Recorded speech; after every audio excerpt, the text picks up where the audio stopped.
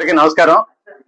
మనందరికి తెలిసిందే, నిన్న చాలా దారుణమైన మర్డర్ మన గాజువాక ప్రాంతంలో జరిగింది. ఇందులో మౌనిక అని చెప్పేసి 30 సంవత్సరాల అమ్మాయిని మరి ఇండియన్ నేవీలో పనిచేసే ఈ చింతాడ రవీంద్ర అన్న అతను దారుణంగా నరికి చంపాడు. దానికి నేపథ్యం ఏంటంటే, వీళ్ళకి 2021 నుంచి ఈ అమ్మాయికి ఈ రవీంద్రకి పరిచయం ఉంది. ఈ రవీంద్ర కావాలనే ఉద్దేశంతోనే డేటింగ్ యాప్ ద్వారా ఈ అమ్మాయిని పరిచయం చేసుకున్నారు. పరిచయం చేసుకుని 2021 నుంచి కూడా ఈ రిలేషన్షిప్ కంటిన్యూ అవుతా ఉంది. 2024 ఇతనికి పెళ్లి అయింది. పెళ్లి అయినప్పటికీ కూడా ఈ అమ్మాయితో మరి రిలేషన్షిప్ కంటిన్యూ చేశారు. మరి ఈ మధ్య ఆవిడ అతని వైఫ్ ప్రెగ్నెంట్ అవడం వలన డెలివరీ కోసంగా పుట్టింటికి వెళ్ళింది. ఆ నేపథ్యంలో ఇంకా అతను అమ్మాయిని పిలిపించుకోవడం, ఒక రిలేషన్ కంటిన్యూ చేయడం జరిగింది. అయితే వీళ్ళిద్దరి మధ్య చిన్న గొడవలు స్టార్ట్ అయినాయి. ఆ గొడవల్లో ఆ అమ్మాయిని ఏదో రకంగా చంపేయాలన్న ఉద్దేశంతో అతను నిర్ణయించుకున్నాడు. నిన్న ఆ ఉద్దేశంతోనే నిన్న అతను అమ్మాయిని ఇంటికి పిలిపించుకున్నాడు. అవి మన ఎల్వి నగర్ లో, గాజువాక ఎల్వి నగర్ లో కీర్తి ఎన్క్లేవ్ ఫ్లాట్ నంబర్ 102 దాంట్లో ఇతను ఉంటాడు. అతను ఒంటరిగా ఉంటున్నాడు ఇప్పుడు ప్రెసిడెంట్. అమ్మాయిని పిలిపించుకొని పథకం ప్రకారంగా అమ్మాయితో గొడవ పెట్టుకొని అమ్మాయిని గొంతు పిసికేసాడు. అంటే చెప్పిన ప్రకారం ఏంటంటే ముక్కు నోరు మూసేసి సఫికేషన్ చేసి చంపేశాడు.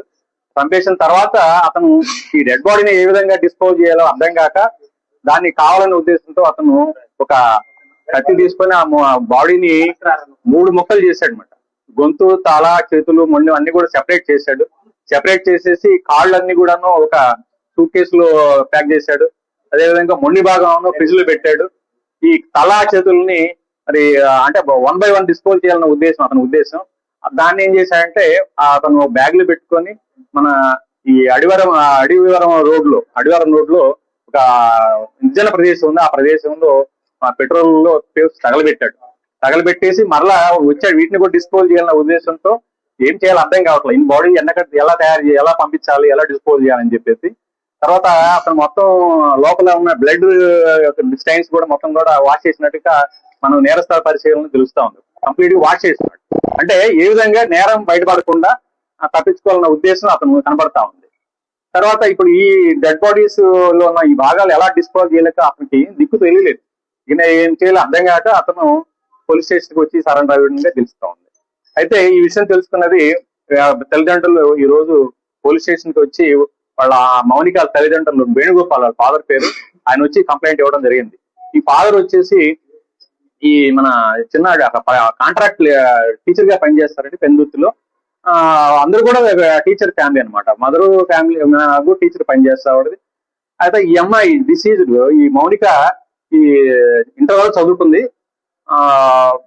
పంజాబ్ నేషనల్ బ్యాంక్ లో ఏదో ఆఫీస్ సబార్డినేట్ గా పనిచేస్తుంది. అంటే కాంట్రాక్ట్ బేసిస్ టెంపరీగా పనిచేస్తూ తర్వాత అప్పుడప్పుడు ఖాళీ సమయంలో ఈవిడ ఈ మ్యారేజ్ ఈవెంట్ కూడా అటెండ్ అవుతా ఉంటుంది అనమాట.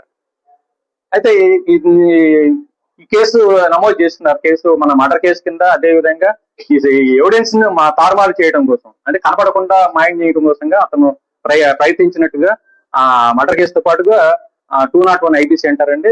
ఆ కేసు కింద కూడా కేసు నమోదు చేయడం అయింది. దర్యాప్తు స్టార్ట్ చేయడం అయింది. సిఐ గాజువాక ఈ కేసు దర్యాప్తు చేస్తా ఉన్నారు. అయితే ఈ కేసులో ఈ ముద్దాయికి కఠిన శిక్ష పడే విధంగా అన్ని రకాలుగా సైంటిఫిక్ ఇన్వెస్టిగేషన్ చేయడం జరిగింది. టెక్నికల్ ఎవిడెన్స్ కూడా దీంట్లో మేము అన్ని రకాలుగా వాడుతా ఉన్నాం. ఇతనికి ఎట్టి పరిస్థితుల్లో మంచి గట్టిగా శిక్ష పడాలన్న ఉద్దేశంతో దానిలో భాగంగానే ఈ రోజు ఆర్ఎఫ్ఎస్ఎల్ టీమ్స్, క్లూస్ టీమ్స్ కూడా ఈ రోజు పోలీస్ స్టేషన్ నుంచి రావడం జరిగింది. సీన్ ఆఫ్ అఫెన్స్, అదేవిధంగా ఎక్కడైతే ఈ బాడీని డిస్పోజ్ చేయడం ప్రయత్నం చేశాడో, ఎక్కడైతే ఈ తల మొండాన్ని కూడా అక్కడ ఆ చేతులను తగలబెట్టారో ఆ ప్రదేశం కూడా విజిట్ చేయడం జరిగింది. ఇవన్నీ కూడా సీజ్ చేసి మన పోస్ట్ మార్టం నిమిత్తం KGH కి పంపించడం జరిగింది.